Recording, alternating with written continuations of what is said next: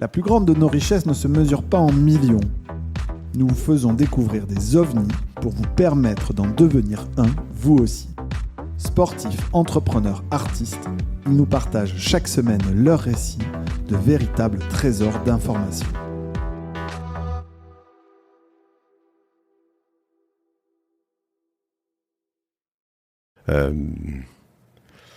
Nous y voilà. Alors voilà, avec Diane Ségalen. Je connaissais une Ségalen, en effet, finalement assez bien, parce qu'on se croise souvent avec Flore, et donc je viens d'apprendre que c'était ta sœur.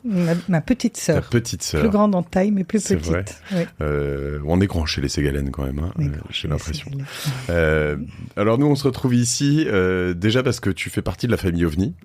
Ça, c'est... Absolument, depuis le début. Depuis le début, dans les 50 tout premiers souscripteurs du fonds. Donc déjà, merci de faire confiance à toute l'équipe, ça c'est chouette. Et je peux dire même avant, puisque je viens d'apprendre que Arnaud et Augustin se sont rencontrés indirectement par mon intermédiaire grâce à François Véron.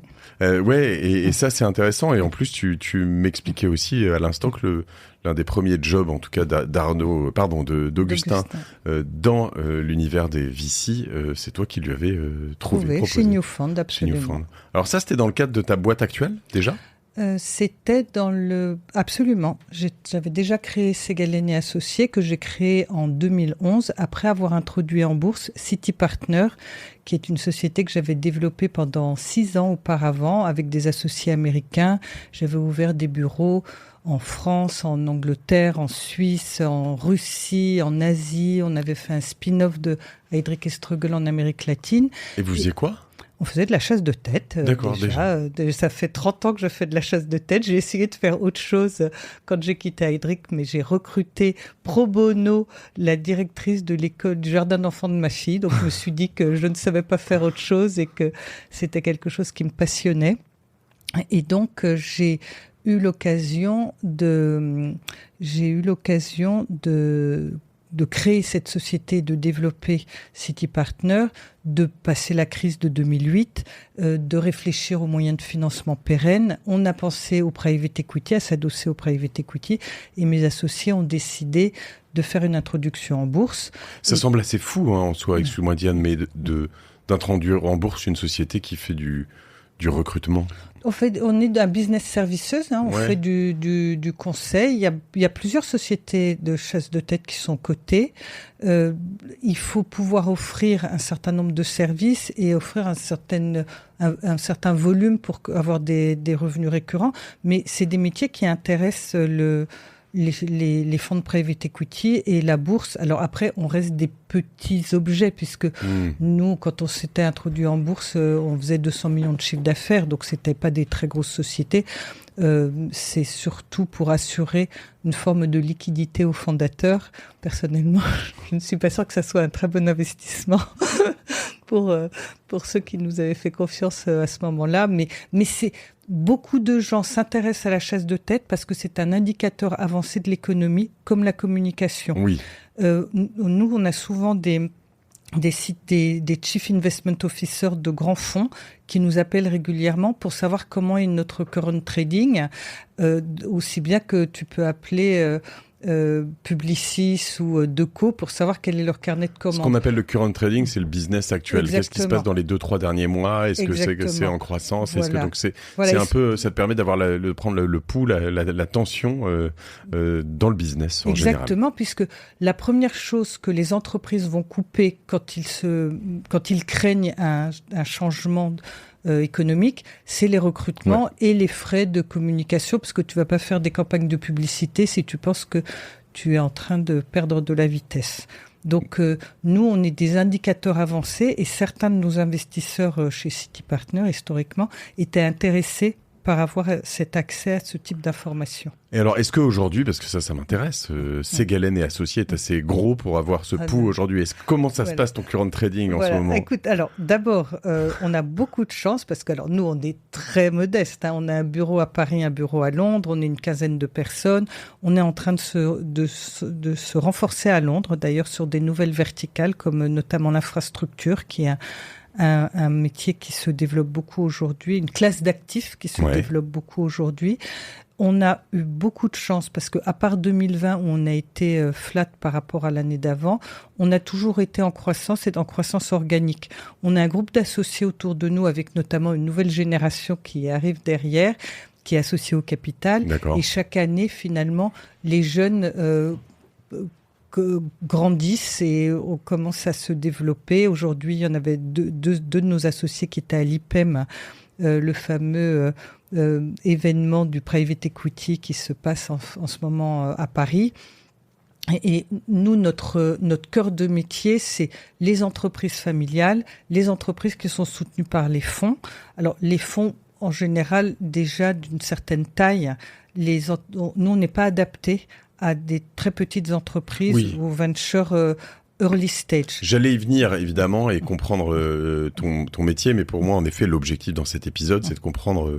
En fait, comment recruter les meilleurs. J'ai fait un épisode de Génération du Yourself avec quelqu'un qui s'appelle Antoine Fraisse, qui est très bon, qui a écrit un livre là-dessus. Mais j'aime bien avoir aussi différentes voix qui m'expliquent leur technique, parce que vous n'avez pas tous les mêmes approches. Puis lui, il est pas chasseur de tête. Il fait ça aussi différemment pour des boîtes plutôt plus early stage. Et j'ai aussi enregistré en début de semaine un épisode que j'ai pas sorti sur Génération Do It Yourself avec Stanislas Château, qui est le patron de Doctolib. Alors eux, ils seraient plus dans ton univers, puisqu'ils sont assez gros, late stage pour Ségalen et associés.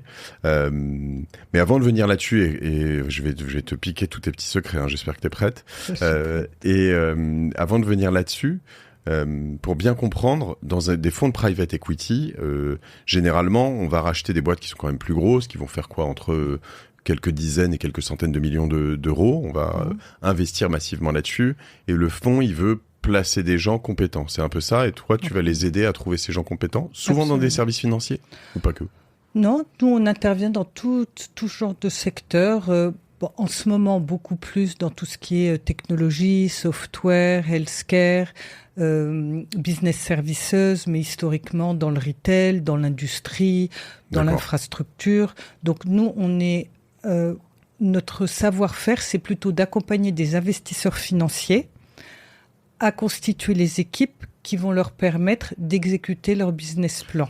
Et il peut y avoir là-dessus, alors tu vas chercher, j'imagine, la crème de la crème, c'est-à-dire le board ou les gens qui vont vraiment être au plus haut niveau, les C-level, comme on dit. Oui. On pourrait voir ça quand même quand tu es déjà dans la boîte avant, ou un peu comme l'œil de Moscou, c'est-à-dire que si le fond place un peu ses pions, tu peux te dire ça va être des gens qui sont très profonds, ou voilà. Alors, l'idée c'est que c'est la même équipe. Ou... Alors en fait, tout dépend si on est une équipe qui a encore son fondateur et si le fondateur est la personne qui a envie de rester. Okay. En fait, nous, on arrive souvent quand il y a besoin de reconstituer des équipes, quand le fondateur devient non exécutif, donc président, chairman, et qui recherche quelqu'un qui va être un peu son successeur pour exécuter cette stratégie de développement. On intervient. C'est vrai que souvent, les fonds ont envie de recruter des gens qui sont effectivement un peu surcalibrés pour permettre le doublement de la taille de l'entreprise dans une période de 3 à 5 ans, qui est leur horizon de durée. Et donc, on va aller chercher des gens qui ont quelque part déjà fait cette croissance, c'est-à-dire qui ont déjà fait un élargissement de la base de clients. On passe d'un modèle B2B à un modèle B2B2C. On a des nouveaux produits à lancer. On a des nouveaux pays, peut-être. Pays, exactement. Est-ce qu'on va avoir une stratégie en organique? On va faire du M&A. On lève des fonds pour aussi mettre en place, souvent pour accélérer, le plus simple, c'est de faire du M&A et puis après d'intégrer. Donc, en fait, il y a besoin de savoir-faire dans l'entreprise qui n'existait pas au moment de l'équipe de fondateurs. Donc, surtout quand on passe à des niveaux série E, série F ou pré-IPO, puisque c'est à ce moment-là où on va chercher des gens qui viennent d'un monde un petit peu plus institutionnel. Et est-ce que selon toi, c'est un métier très différent de celui des jeunes pousses, parce que je pense qu'il y a quand même des similitudes, et il y a aussi peut-être des profils et des choses qui sont finalement pas du tout la même chose, quoi. Mais je me dis, par exemple, moi j'essaye d'entretenir aussi autour de moi des réseaux avec des personnes pour me dire un jour j'aimerais bien bosser avec elle ou avec lui, et puis le jour où ça tombe, on se contacte, etc. Mais je trouve que finalement, souvent, alors est-ce que c'est une erreur ou c'est juste une donnée qui est comme ça, quand on est plus petit, tout ça c'est une manière très organique, en fait. C'est un peu opportuniste, il y en a un qui passe par là, une, et puis ah tiens, viens, j'ai ça, etc. Là, j'imagine que c'est dans quelque chose qui est beaucoup plus organisé. Oui, mais c'est un peu inhérent. En fait, il faut voir l'entreprise comme un corps social. Au début, une start-up, finalement, est très incarnée par son fondateur. Et le fondateur choisit les gens plus sur un affectio societatis, de loyauté. Alors, évidemment, de compétences. Quand on choisit un CTO, il faut avoir la bonne personne. Mais finalement, sur toutes les fonctions corporate, t'as pas besoin d'aller chercher un CFO qui a déjà fait d'énormes choses. T'as besoin d'aller chercher des gens qui ont le sens pratique et qui vont pouvoir accompagner la croissance de la société. En fait, souvent, sans mettre les gens dans des cases, c'est très rare de voir des gens qui arrivent à suivre le développement de leur entreprise au fur et à mesure du temps. J'ai un contre-exemple qui est par exemple l'équipe de WebHelp. Olivier Duhat, il a commencé avec Fred Jousset, ils étaient tous les deux dans un bureau. Quand ils ont eu leur premier contrat de call center, ils n'avaient même pas de call center. Donc les premiers calls, c'est eux qui les ont pris. Bon, après, ils ont mis en place, et puis ils ont eu cette formidable aventure avec 6 ou 7 générations d'investisseurs qui maintenant ils se sont adossés à une boîte cotée américaine. L'histoire d'origine est terminée, mais moi quand les premiers recrutements que j'ai fait pour WebHelp, il n'y avait pas de siège. Les premiers contrats qu'on envoyait aux candidats, la première personne qu'ils ont recrutée, c'était le Head of M&A. Ils voulaient un nom français. On a été chercher un Guatémaltais qui habitait à Londres, qui parlait français parce qu'il avait été au lycée français, qui avait déjà fait 2 LBO avec Apax à Londres.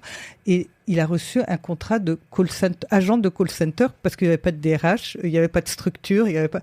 Et puis ils ont constitué une équipe. Alors j'ai eu beaucoup de chance. Je cite WebHelp parce que c'est une histoire qui a été formidable, mais Sandrine Asseraf, la directrice juridique, puis qui est devenue après patronne des États-Unis, Bruno Vaffier, le CFO, ce garçon dont on parle pour le M&A, c'est une équipe, ils ont travaillé 7 ans ensemble et ils ont presque, la société a été multipliée par 5.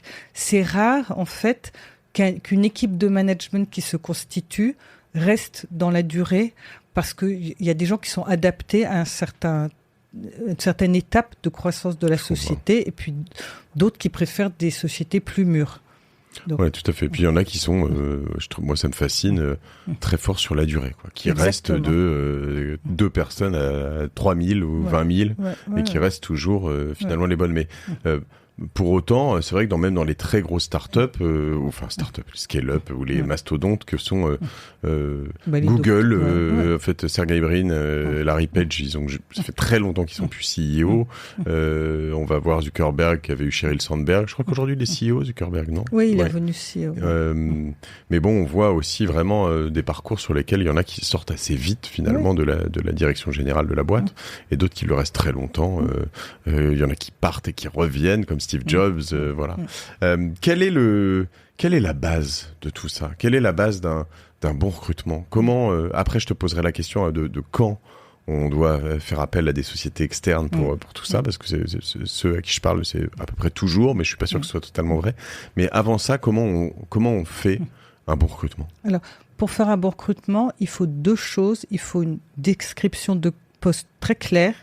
Et il faut que... Alors, moi, je témoigne sur effectivement, comme tu as dit, les C-level, les comités de direction. Il faut que les gens du comité de direction soient au courant. Parce qu'il y a rien de pire que des gens qui apprennent qu'une création de poste a été faite, qui soient pas au courant, etc. C'est un recrutement en cours alors que... Voilà. Donc ça, c'est les 2 ingrédients. Parce que finalement... Pour qu'un recrutement soit réussi, il faut que le candidat il ait vu un maximum de personnes en interne et un maximum de personnes qui soient alignées, qui lui répètent la même chose. Sur la stratégie, sur la gouvernance, sur les équipes qui sont présentes, sur les difficultés. On a des difficultés avec l'actionnaire, on a des difficultés avec le produit, parce que la personne, elle arrive, elle va bien voir qu'il y a des difficultés. Donc, pour qu'un recrutement soit réussi, il faut minimiser les surprises. En général, les surprises, elles sont mauvaises quand les gens cachent quelque chose. Donc, je dirais, dans le cadre d'une forme de transparence, on s'assure d'un meilleur recrutement. Ensuite, pour quelqu'un qui recrute, il faut prendre des références, il faut prendre son temps. Okay. Donc, c'est-à-dire qu'il faut accepter de passer du temps. Moi, je travaille 12 heures par jour depuis 30 ans sur ces métiers-là. J'ai une énergie incroyable et j'adore ce que je fais parce que je rencontre des gens tous les jours, je vérifie des références, je réfléchis à la bonne adéquation et à cette création d'alchimie qui est absolument unique. C'est-à-dire en mettant la bonne personne au bon endroit au bon moment, la vie de l'entreprise et la vie de cette personne sont toutes les deux transformées. Alors j'ai déjà 1 million de questions là-dessus, d'abord sur la fiche de poste, ensuite sur les références, et puis sur plein d'autres choses après. La première sur les fiches de poste, c'est que quand tu es sur des plus petites sociétés, la fiche de poste, c'est quand même souvent...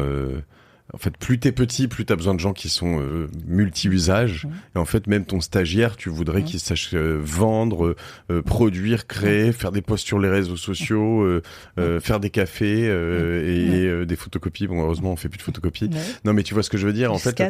Tu scannes, ouais, encore même. J'ai plus souvent l'occasion d'utiliser un scanner. Mais donc, ouais, t'as quand même cette tendance à quand même vouloir avoir. Moi, je suis le champion du post fourre-tout, quoi. Ouais. Ça, c'est pas bon. En fait, pour que ça fonctionne, il faut prioriser. Il faut que tu priorises tes différents sujets. Tu vois, hier, j'étais avec un client qui a l'habitude, dans sa société, d'avoir toujours de ne recruter que des gens qui sont capables de faire 2 ou 3 choses à la fois. C'est la culture de la boîte. Il considère que les gens sont plus mobiles en ayant plusieurs types de fonctions et travaillent mieux ensemble. Donc, il y a pas de bien ou de mal. Ce qu'il faut, c'est prioriser. C'est-à-dire, quand tu recrutes quelqu'un, tu vas lui dire, voilà, ton intitulé, c'est ça, parce que mon besoin, enfin, le besoin de l'entreprise est d'avoir cette fonction. Maintenant, dans l'articulation de la société aujourd'hui, tu seras amené à également intervenir sur un certain nombre de fonctions. Mais il faut avoir une idée a priori de quelle est la hiérarchie de ces priorités. Et deuxième chose, il faut faire des points très réguliers. Par exemple, sur le recrutement. Sur le recrutement, sur la personne que tu recrutes. C'est pas parce que tu recrutes un directeur général qui a déjà été directeur général qui va répondre à ton besoin si tu n'as pas été spécifique. Donc, c'est la même chose. Un directeur produit, un directeur BizDev, ça s'appelle BizDev, ça veut dire une chose différente par entreprise. Voilà, est-ce que c'est aller chercher des clients? Est-ce que c'est chercher des partenariats? Donc, si tu n'es pas en permanence dans le feedback et dans l'échange, c'est très difficile de réussir à long terme. Ok. Et cette fiche de poste, il y a des... J'imagine que ça va pouvoir bien évoluer avec ChatGPT quand même. ChatGPT, c'est merveilleux pour ça. Parce qu'il y a un cadre. C'est quoi la fiche de poste exactement? Quelles sont les parties sous-parties? Alors, dans la fiche de poste, il y a d'abord une présentation de la stratégie de l'entreprise. Ouais. Où est-ce qu'on en est? Comment on est financé? Quel est notre objectif? Quels sont nos besoins? Ensuite, il y a l'intitulé du poste, les responsabilités. Les équipes qu'on a encadrées s'il y a des équipes, ou les équipes qu'on a constituées s'il y a des équipes, et puis les moyens qui sont donnés, les éléments sur lesquels la personne sera évaluée en fin d'année, puis la rémunération. Il vaut mieux jamais le mettre par écrit en avance, parce que sinon les gens considèrent que c'est un minimum, et puis ils commencent à discuter. Au moment où on a envie de recruter quelqu'un, il y avait marqué 200 000 euros, et puis il va forcément demander plus. Okay. Si c'est un garçon, une fille ne demande rarement plus. C'est fou, ça. C'est fou. Ok, donc Mais ChatGPT, c'est extraordinaire. tu demandes, fais-moi une fiche de poste sur tel type, et puis tu lis. Pose-moi les questions pour y répondre éventuellement. Exactement. Et puis voilà. Ah, mais j'ai déjà, je sais pas si c'est un DRH, il va te demander à qui il doit reporter. D'un point de vue juridique, pour recruter valablement quelqu'un, il faut un titre, une ligne de reporting, un lieu de travail et un salaire. Ok. Donc il faut avoir ces 4 éléments-là. Très bien. Donc très clair. Très clair. Ce que je me pose après comme question sur tout ça, c'est on est venu ensuite, tu m'as dit d'abord la fiche de poste et ensuite alors le temps qu'il faut déjà. Tu m'as dit il faut prendre le temps. Ça veut dire quoi? C'est combien de temps un recrutement? Un recrutement, alors nous on considère qu'on travaille vite, ce qui est tout dépend de l'élasticité du temps. Les startups qui travaillent avec des petits cabinets qui sont plutôt des agences recrutent dans un délai en général autour de 3 semaines à 1 mois. Ok. Nous, les sociétés de executive search, donc plutôt notre moyenne de placement, c'est entre 2 et 3 mois. Okay. D'accord. Une mission qui dure plus de 3 mois, c'est qu'il y a un problème. Okay.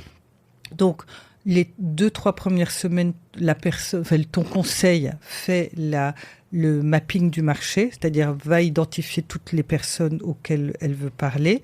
Ensuite, on en parle, on fait une sélection des gens que tu trouves prioritaires. Tu peux me donner des chiffres idéaux, une grosse maille, combien de personnes tu proposes au premier tour? D'abord, je propose, une fois qu'on a le contrat, le lendemain, on envoie ce qu'on appelle un mapping, un target list de sociétés, c'est-à-dire toutes les sociétés dans lesquelles on va regarder pour s'assurer que, non, celui-là c'est un concurrent, celui-là j'aime pas la culture. Celui-là c'est un copain, donc j'y vais pas. Celui-là c'est un copain, j'y vais pas.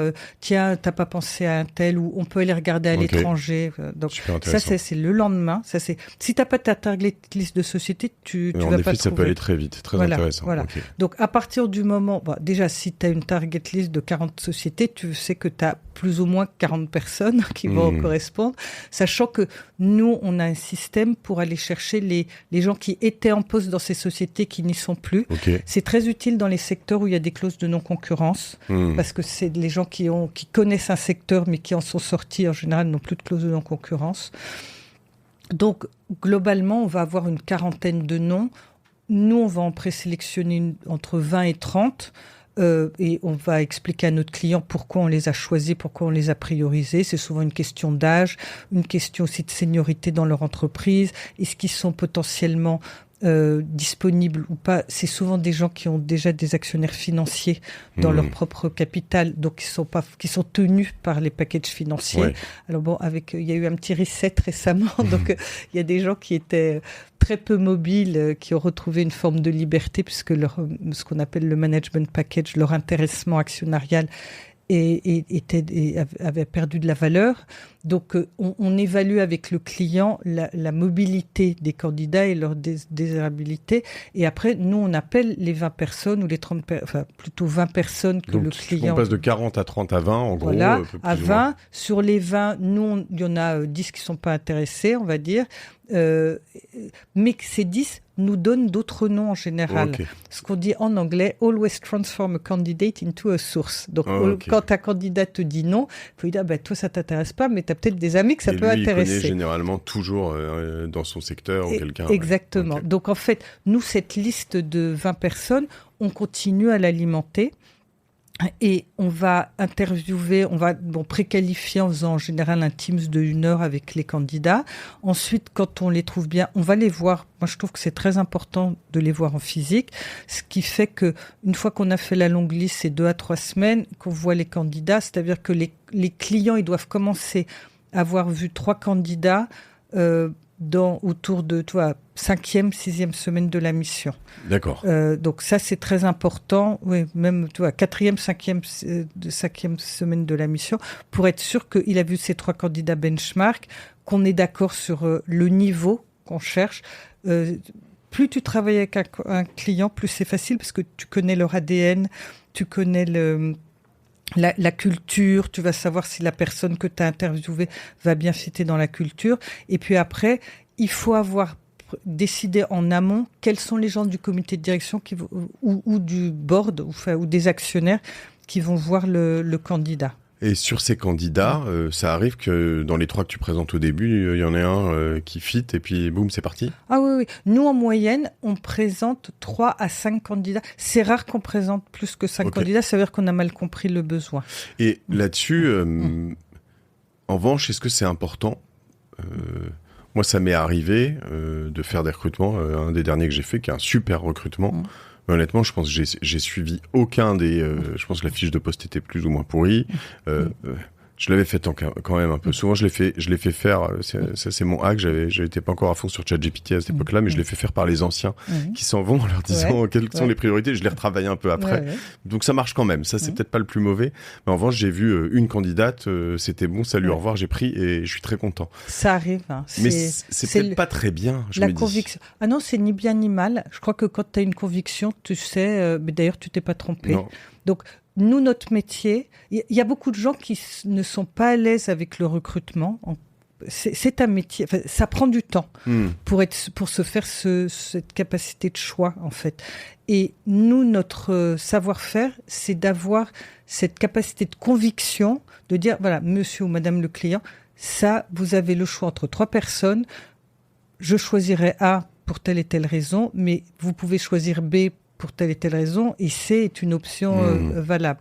Donc nous, notre travail en tant que conseiller en recrutement, c'est d'aider un dirigeant d'entreprise à avoir le choix entre ces 3 personnes. C'est ça, mais en tout cas, en dessous de moi, quand j'avais des personnes qui recrutaient, je leur disais, je voulais vraiment qu'ils envoient 3 au moins, parce que souvent, en plus, il y en a qui étaient trop sympas et qui avaient tendance à dire, bah oui, très bien, dès le premier. Je leur disais, mais vois-en 2, parce qu'à la fin, justement. Et une femme. Et une femme, évidemment. Si tu veux de la diversité, il faut au moins une femme dans la shortlist. Ouais, je suis d'accord. Ça, oui, je suis complètement d'accord. Et ça, nous, on a toujours été très bons chez Cosa Vostra. Toujours, on a toujours eu plus de femmes que d'hommes. Mais on est dans la communication, donc c'est plus facile que dans d'autres secteurs. Mais je cherche pas d'excuses aux autres secteurs, mais je l'ai vécu aussi dans d'autres secteurs et c'est plus compliqué.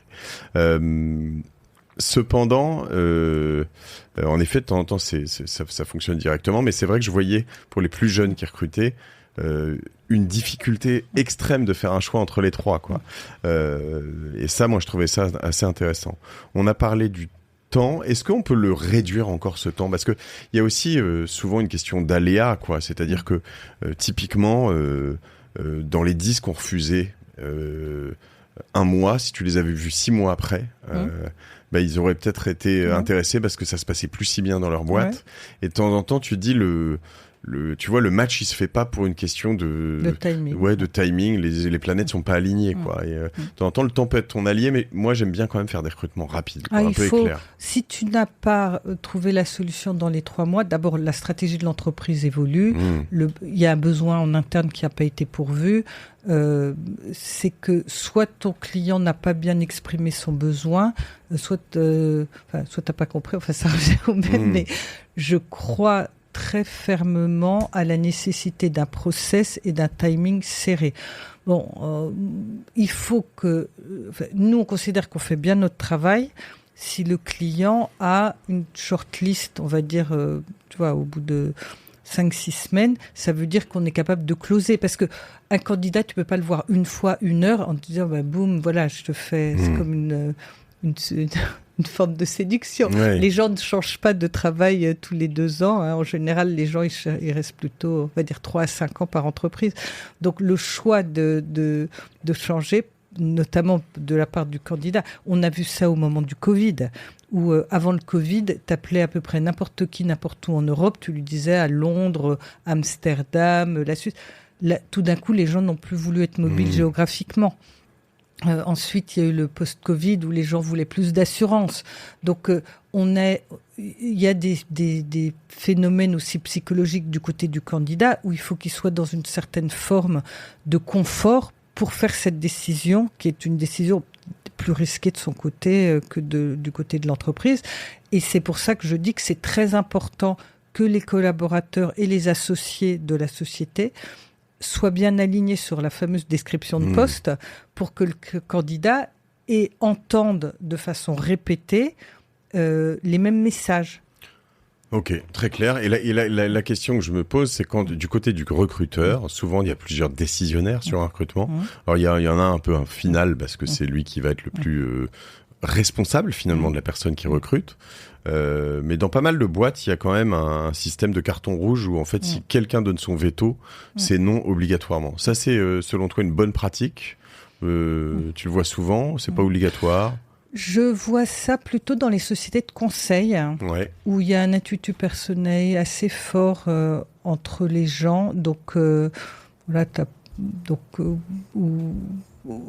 donc là, c'est rare aujourd'hui que les gens expriment clairement une opposition ferme. En général, je crois que chez les GAFA, dans la plupart, je sais que c'est Amazon, de ce que j'ai compris au moins, mais il me semble que chez Facebook et Google aussi, enfin chez Meta et Google aussi, si dans les gens, dans le process, il y en a un seul qui dit non, t'es obligé d'arrêter le process. Oui. Non, mais quelque part, c'est une bonne pratique. Je dirais qu'avec la prise de référence, s'il y a un doute, il vaut mieux pas prendre le risque. Pour moi, c'est ma recommandation. Mais en général, si le manque de cohérence dans les prises de référence et d'ailleurs dans le ressenti des intervieweurs, enfin des gens qui recrutent, de l'équipe qui recrute, si les gens n'ont pas le même ressenti, c'est un signal d'alarme sur la personne. Alors, moi, je ne juge pas les candidats.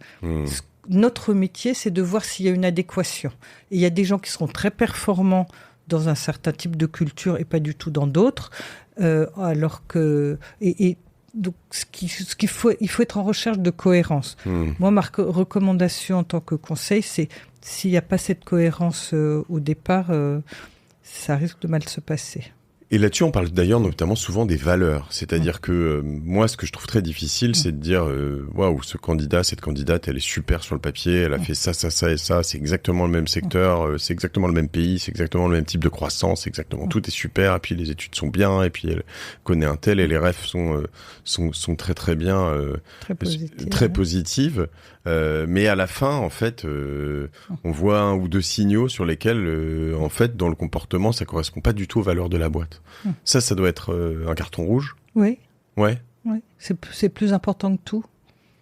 Parce que je trouve que c'est facile à dire, mais il y a un moment où, quand t'as du mal, tu galères à recruter quelqu'un, tu te dis...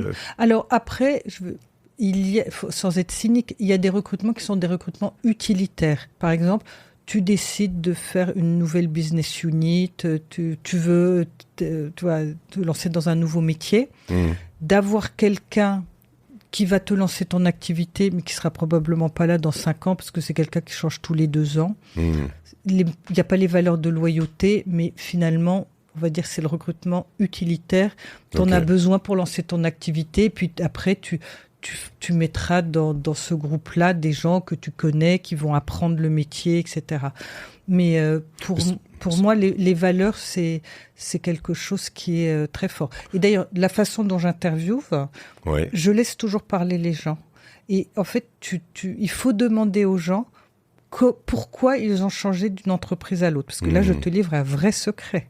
C'est ça qui est très important. Si tu laisses parler les gens, ils vont t'expliquer. Il y a 4 raisons pour lesquelles les gens changent.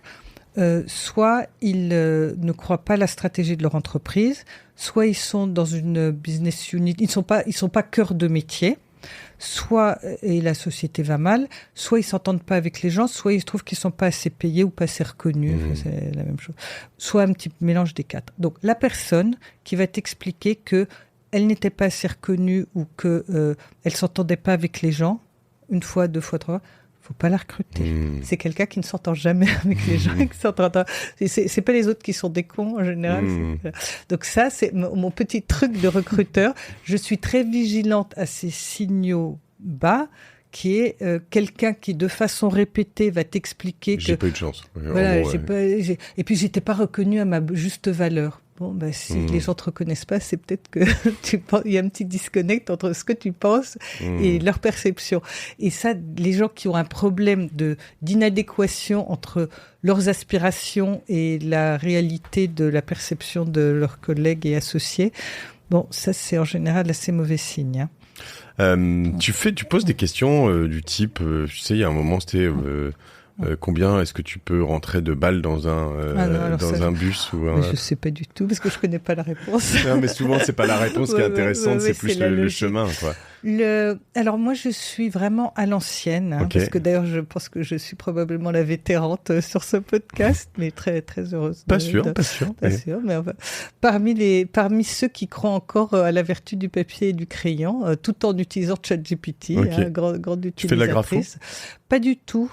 Il y a certains clients. Alors maintenant, les clients utilisent plutôt des tests MBTI, Hogan, des tests de personnalité qui sont avec des éléments un peu néagramme, tout ça là, oui. Voilà, un peu normés. Nous, on n'utilise pas du tout de tests. La grapho revient un peu à la mode après des années où c'était plus vraiment à la mode.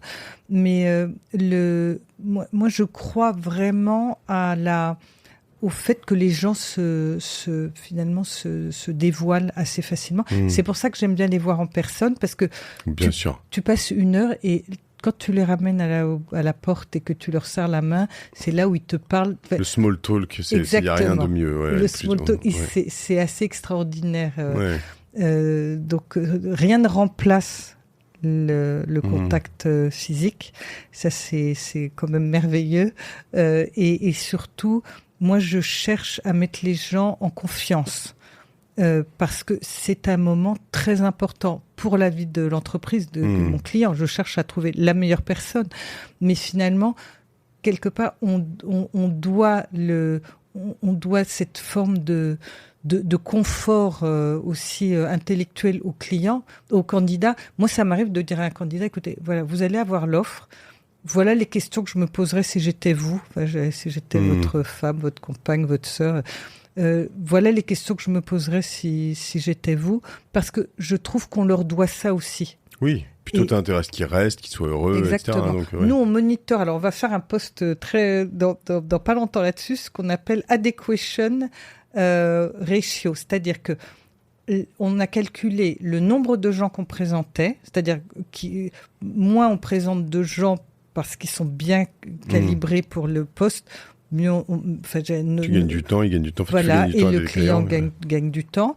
Et surtout, on a calculé que les gens, en moyenne, les gens qu'on a placés, ils restent en moyenne 7 ans dans leur boîte, ce qui est quand même plus de 50%. Ouais. On est un service cher. Ouais. Donc, quand une entreprise sait qu'ils nous font confiance, on est très ESG, on est lasting placement, c'est-à-dire que notre but, c'est de placer des gens qui vont évoluer avec l'entreprise. Et ça, on est très content d'avoir monitoré ces statistiques et on va les partager avec nos clients pour montrer la qualité du travail qu'on fournit. C'est super intéressant, sachant que aussi la relation avec les candidats, elle est souvent délaissée par beaucoup de boîtes, même des grosses boîtes. Moi, j'ai autour de moi des gens qui me racontent des histoires assez folles dans la tech, mais aussi ailleurs. Alors souvent, c'est les plus jeunes, mais pas toujours.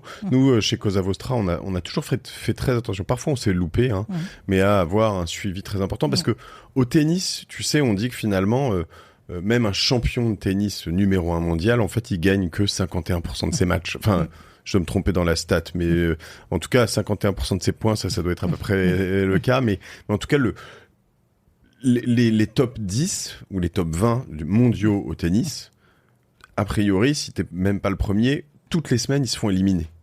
Avant la finale, tu vois, ou en finale. Mais en l'occurrence, il y en a qu'un seul qui gagne toutes les semaines. Donc, le nombre de fois où dans l'année tu gagnes, tu vas jusqu'en finale et où tu gagnes, même si t'es un extrêmement bon champion, c'est ça la stat, ça doit être que tu te fais éliminer par un match sur 2, mais en tout cas, plus d'une semaine sur 2. Et vous éliminez plus de monde que vous ne gardez.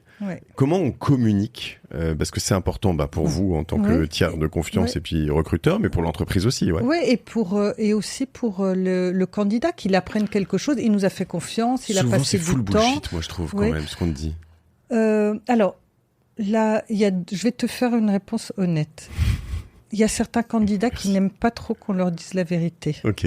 Donc, nous, on essaye quand il y a eu une remarque qui est assez forte qui vient du client, on la transmet en mettant un peu les formes.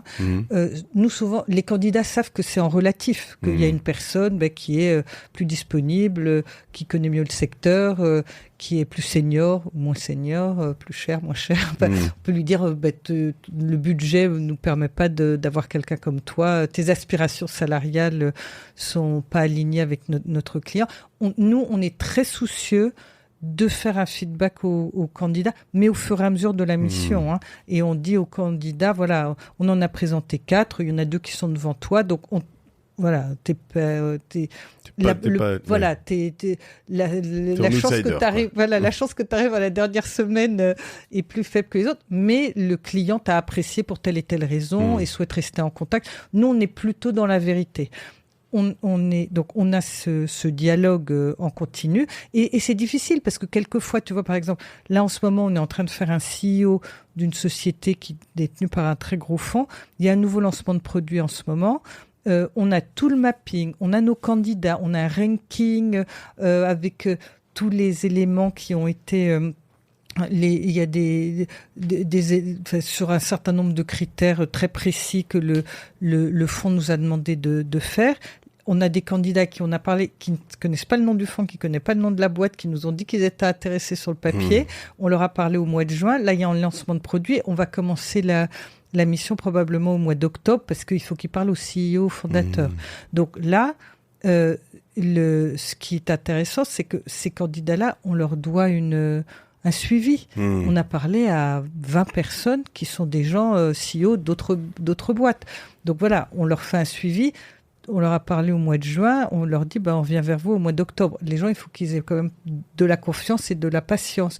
Mais c'est notre travail de faire ça et d'être en transparence. Sachant que c'est vraiment un tsunami quand même pour tous ces candidats quand tu arrives un peu shortlisté dans les 2, 3, 4 derniers. T'y penses le soir en te couchant. Moi, je le vois plus avec ma femme, avec les gens autour de moi qui se font chasser. Moi, j'ai cette chance ou cette malchance de pas être chassé parce que je vais t'appeler. Je suis pas sûr d'être prêt.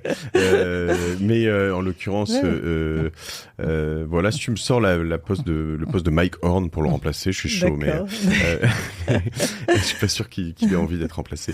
Et non, mais c'est intéressant parce qu'en effet, je trouve que par moment, tout ça c'est vraiment bâclé, quoi. Il n'y a pas de barrière à l'entrée dans mon métier, donc il y a beaucoup de gens qui sont sympathiques, qui sont des bons commerciaux, mais qui n'ont pas forcément à cœur de le faire. Et ça arrive d'ailleurs qu'on rate un candidat, que voilà. Mais nous, on a des systèmes de base de données où quelque part on peut envoyer, quand on sait qu'il y a 10 candidats qu'on doit faire patienter un mois, on leur envoie un email. C'est un peu blanket email. Quand on termine une mission, on envoie ce qu'on appelle des sign-off. On leur dit merci de nous avoir consacré du temps. La mission est terminée. Ce qui est très important, et surtout, ce qu'on fait, nous, c'est un candidat qui rentre, on l'appelle la semaine d'avant, on l'appelle la première semaine, on envoie une petite boîte de chocolat, parce que c'est sympa, quand on arrive au bureau le premier jour, de ne pas être tout seul. Et puis, on parle au bout de 3 mois, 6 mois, 1 an, 2 ans. Donc, on reste en contact. C'est un moyen de lui vendre des gens aussi, en plus, peut-être. Oui, mais c'est un je vois le mal partout. Non, mais c'est pas le mal. Au contraire, c'est business s'il a des besoins. Enfin, je vais te dire, vu mon âge, j'ai remplacé des gens que j'avais placés qui sont partis à la retraite. Donc, quand il t'arrivera ce genre de choses... Non, mais tu as raison, mais c'est vrai que moi, tu vois, par conscience professionnelle, je suis plus très opérationnel sur Cosa Vostra, mais je voulais absolument, quand on livre une mission, on fasse ce genre de suivi, en fait. En fait, faire une mission quand tu fais du conseil ou même des sites ou des choses comme ça, et puis dire c'est fini, salut, au revoir. En fait, c'est non professionnel. Et puis surtout, toi, t'as besoin de feedback aussi, de comprendre tout ça. Donc, une fois que t'as livré, t'assurer qu'elle va au bout. De temps en temps, ton client, il va te re-signer quelque chose pour la suite de la mission, et de temps en temps, il va t'en donner une autre en plus. Donc, tout le monde gagne. C'est le meilleur business développement de repas. Les gens qui ont déjà travaillé avec toi, ils sont en confiance. Et puis, tu apprends. Nous, ce qu'on fait aussi, c'est après 3 candidats présentés, on a un partenaire qui travaille pas sur la mission, qui appelle le client, le client est prévenu, pour savoir s'il est content. Ce qu'on appelle un audit call. C'est la même chose dans toutes les missions de conseil.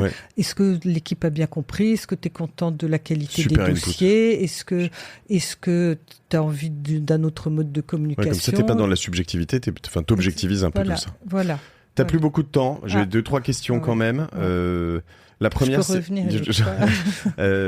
Alors il y en a on va y aller vite. La dernière, elle sera peut-être un peu plus longue, mais à partir de, quand est-ce que je prends un cabinet, quand est-ce que j'en prends pas? Je prends un cabinet quand je peux pas me tromper sur une mission. Ok.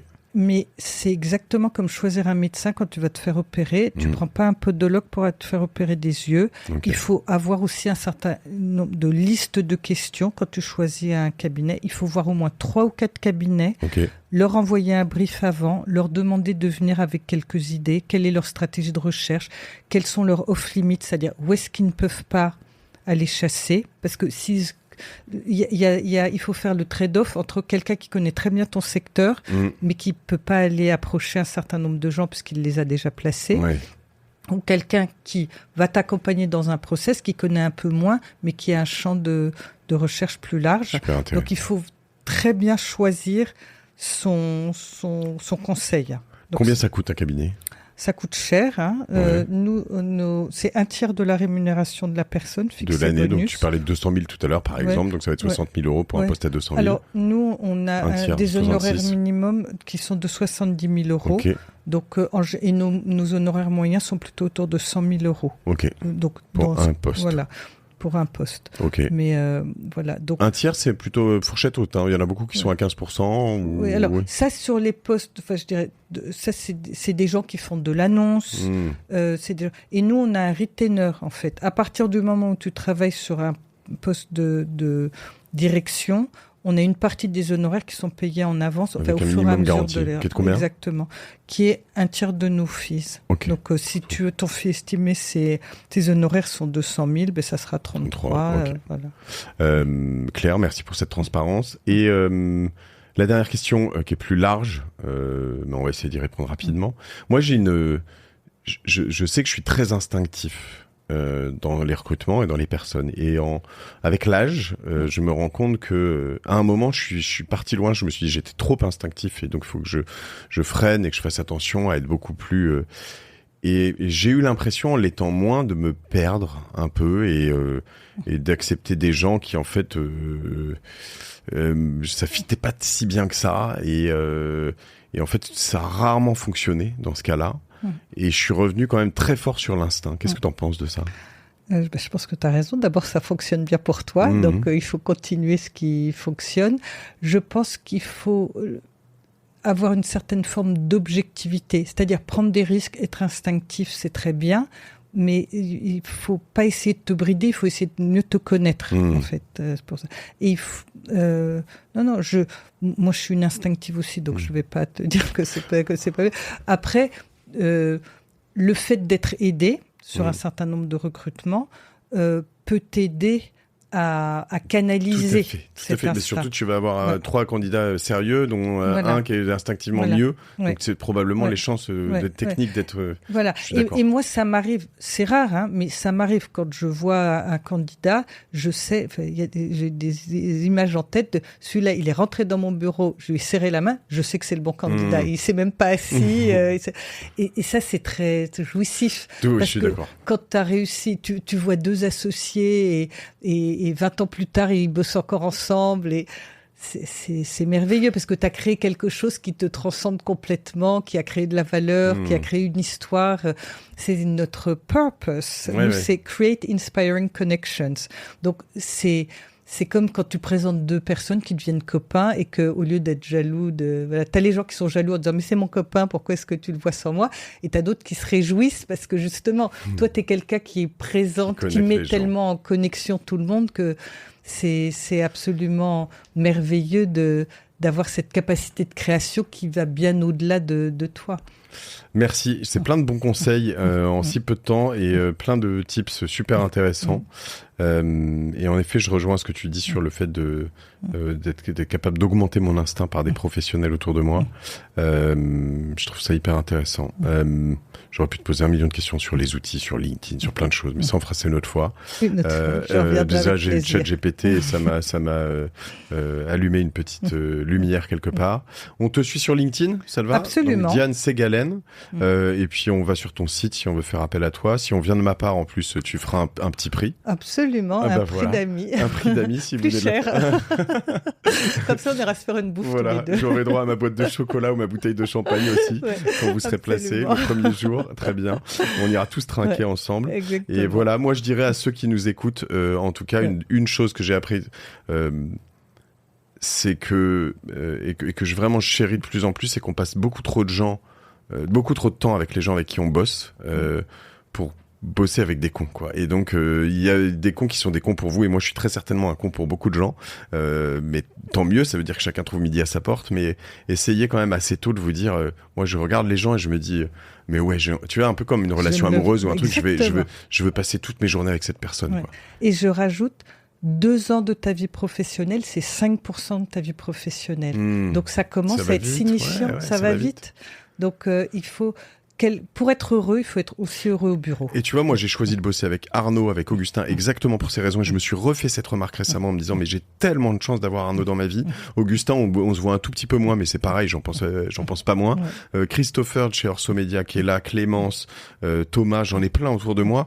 Mais tous les jours, je suis content, quoi. Et c'est génial. Donc voilà, prenez ça en considération très tôt dans les recrutements, parce que si en plus vous êtes bien accompagné, ça va changer votre vie, vous allez kiffer, et c'est le plus important, mine de rien. Le plus important. Merci Diane, on te suit. Ségalen et associé, Diane Ségalen sur LinkedIn.